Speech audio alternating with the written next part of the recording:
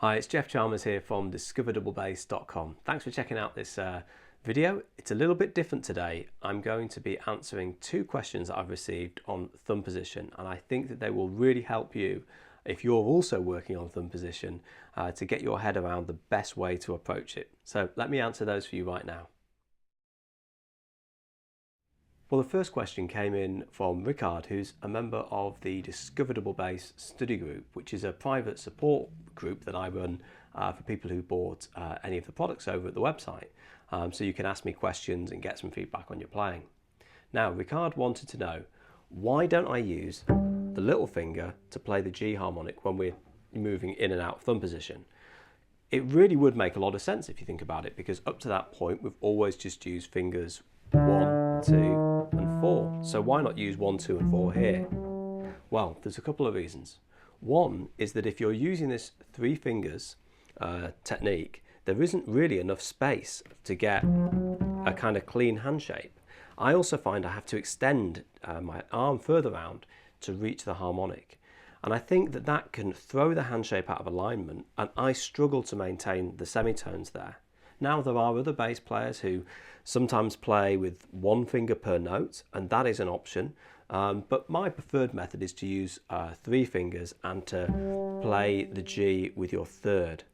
And what this will give you is a really nice clean hand shape. You can shift up and get the note, and you can play, crucially, the notes below the G.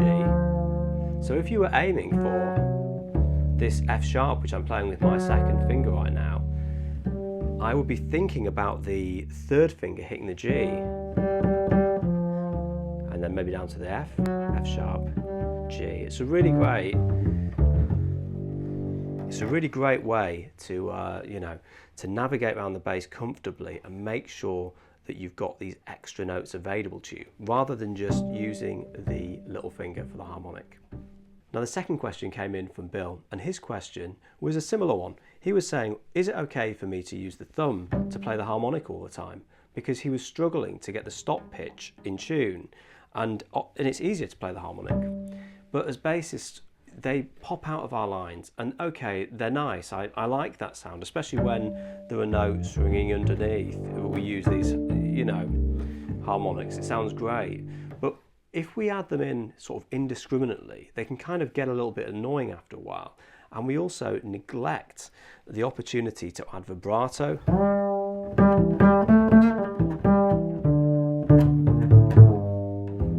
and play lower down the fingerboard. So there I slid from the A down to a G. Here, I've got the G. I can add a bit of vibrato with my thumb. I can play other notes. And it's a lot more comfortable. I've also got the hand really equally divided, the fingers divided rather, of my hand. So I can play the chromatic hand shape. And I think what might be happening with Bill is that he's playing the harmonic, and then the hand shape isn't quite correct afterwards. And I also wanted to remind you all that the most likely area that you'll be having problems is between the first finger and the first finger and the thumb. If you're playing this chromatic hand shape, it could be that your gap is too large. That's often the case. And if you're playing semi-chromatic, it's often the case that the gap isn't big enough. So it gets a bit blurred about exactly what the follow-on note from the G harmonic is. So if you are absolutely hitting the G at the right spot, then it makes it a lot easier for you to then play the consecutive notes in tune. Plus, you can add vibrato, and the whole area becomes a lot more natural as you move in and out of thumb position, and you're able to play lower down the bass.